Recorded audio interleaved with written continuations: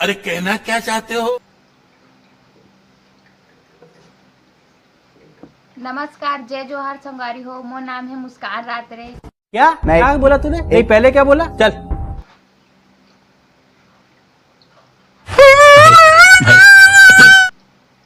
हाँ, मुस्कान रात्रे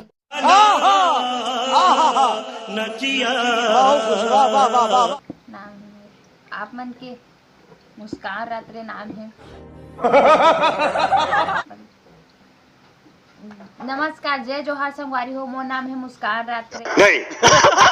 भाई मारो मुझे, मारो मारो मुझे, मारो मारो। नहीं ये मजाक हो रहा है, एक सेकंड यार, मजाक हो रहा है।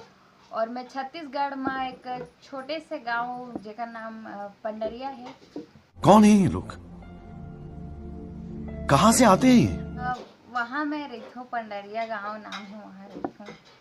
तो आप मन से गुजारिश है कि सपोर्ट करिया, सब्सक्राइब करिया, शेयर क्या रे भिख मंगिया? करिया, और जो कुछ भी है वो कर दिया। तो घर में फालतू बैठे रहे संगवारी हो। पढ़ाई लिखाई में ध्यान लगाओ, IAS बनो और देश को। दोपहर के टाइम में, गर्मी के टाइम में तो सब कोई इसने टाइम में सोवत रही थे, तब मोला लगी से कि क्यों ना मैं ब्लॉग वीडियो बना दवा फर्स्ट वाला।